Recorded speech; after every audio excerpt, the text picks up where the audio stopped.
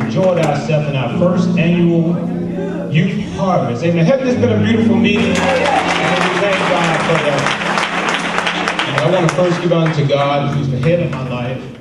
I want to give honor to our overseeing bishop of this youth meeting, Bishop Roach. We thank God for him. And also our general overseer, Bishop Turner. We thank God for him. And our host pastor, Elder Frazier. We thank God for him.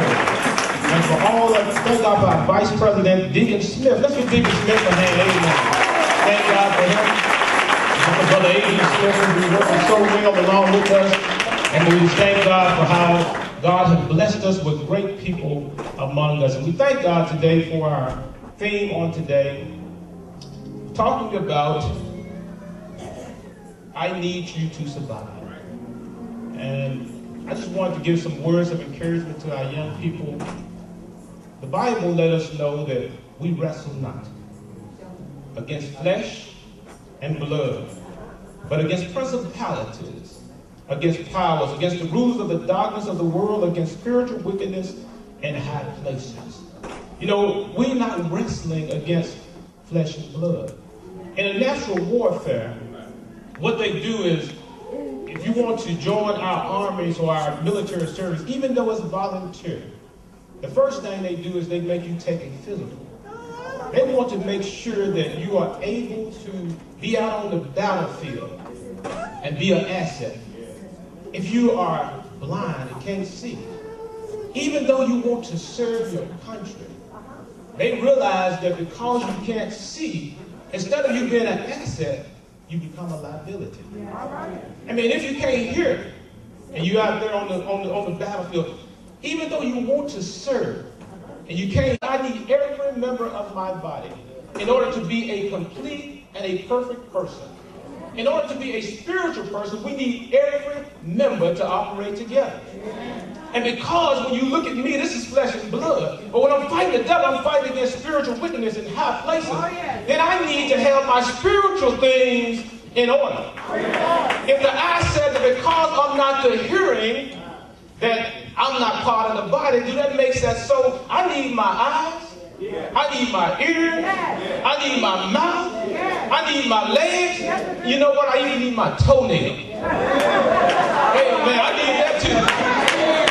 Man, I remember when I was young, I got my toenail knocked off my foot. And you talking about the whole body was in pain. Hey, man, the head didn't get knocked, that was my foot. But my head felt the pain of that poor little toenail that came off. Amen. I felt bad until that toenail came back because I needed it all. So I need you to survive. We need one another. So this is a spiritual warfare. I need my spiritual things together. The Bible let us know that He put in the body different things in order to perfect the body. Now, one thing that we keep saying is, I need you. You got to do your part. Everybody have their part to do in the body. God set us on in the body, and every one of us have our part. But did you know something else? I want to add a little part to that. I want to tell you that you need me. Now, I want y'all to think about that for a minute. We always say what we need. I got 4 children, and they always go around and say, Dad, I need. And so I name them, I need number 1. I need number 2. I need number 3, and I need number 4. Like every time they come in, Dad, I need. But sometimes they don't, like, I want them to say, Dad, here's something for you.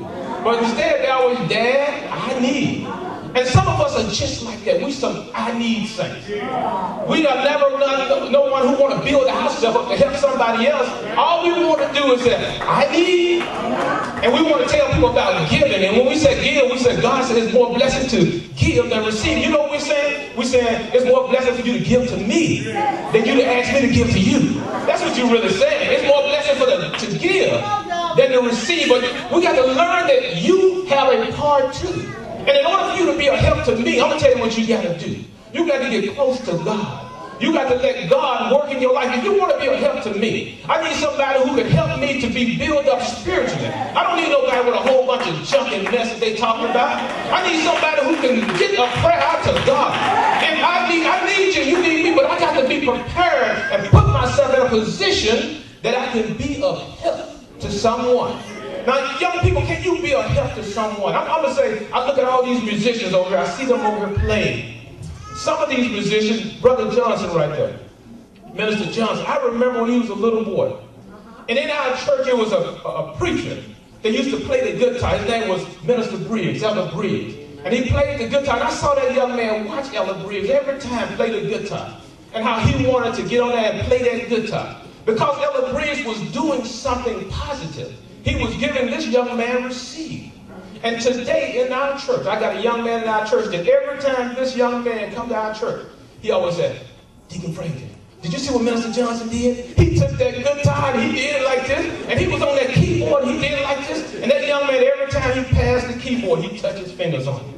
He just rubbed the keyboard. He look at it. He'll sit right there in front of whoever playing the keyboard or whatever. He sits right there because he is receiving something from somebody else. I'm saying, young people, you are a light.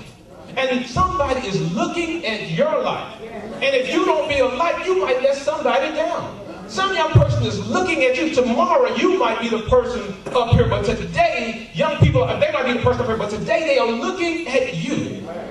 I need you, but you need me. In order for me to be effective, I got to get myself right with God. And I'm thinking about this, a brother in our organization, most of us know him, Elder Tovell Young.